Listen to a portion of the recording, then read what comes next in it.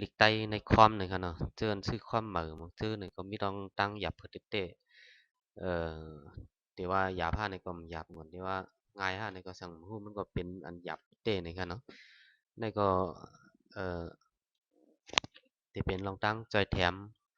ตอนหน้าก้นมือเหมือเขาให้พ่อได้ง่ายเจอนั่นเนี่ยเอ่อเฮาอ่อนกันว่าเตะกันครับเนาะเตะ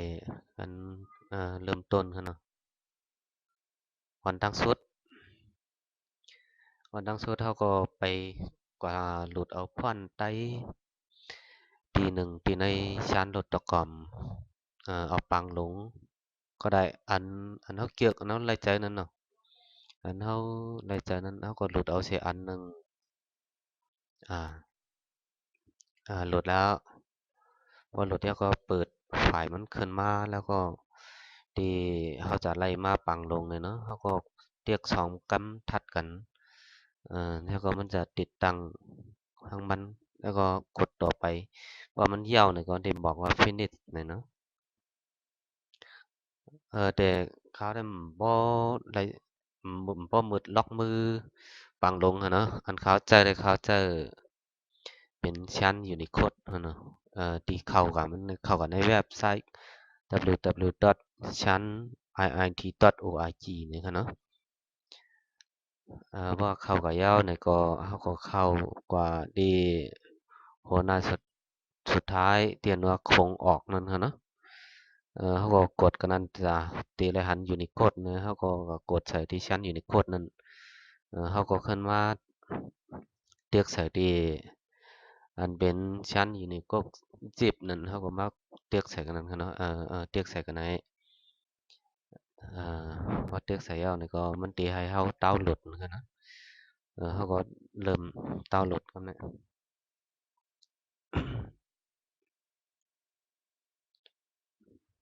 ว่าเต้าหลุดเดียวเนี่ยก็เขาก็เปิดไฟล์มันขึ้นมาครับนะไฟล์มันดีอยู่ในปรับจังหนึ่งครับเนาะเขาก็ฉีกปรับมันออกมาฮะอ่าแทกออกมาฉีกออกมาให้ก็เอามาติดตั้งครับเนาะเขาก็กดสองกำขึ้นมากดเตียนเป็นไฟล์เพราะคัดด้วยในที่ชั้นอยู่ในกบตั้งเนื้อนั่นอันเป็นด้วยไล่ลงมันค่ะเนาะอันหนึ่งเขากดสองกำกดต่อไปแล้วก็กดแนกแล้วก็คลิกที่โฮมนะแล้วก็ขึ้นยืนยันนะไอแอปแซปนั่นนะขึ้นกดแนกมันก็ได้เย่าเพราะว่าฟินิชนะลงยาวๆ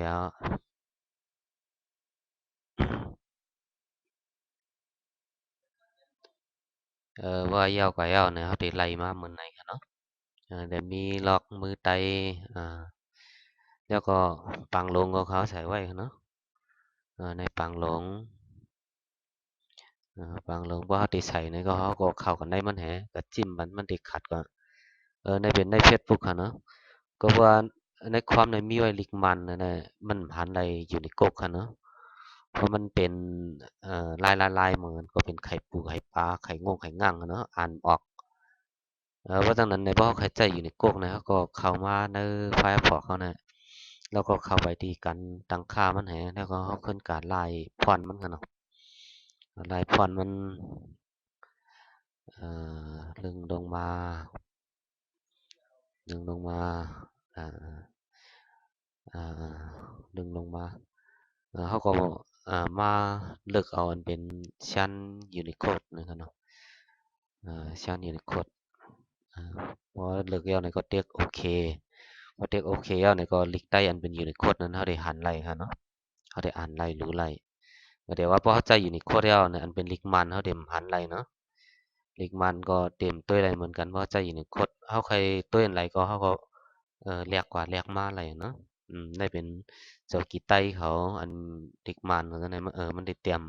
ออกมาเหมือนจากไหนว่าใจ Unicode มันเต็มหันกันเนาะถ้าเกี่ยวกันใดก็เขาก็เลือกใจกว่า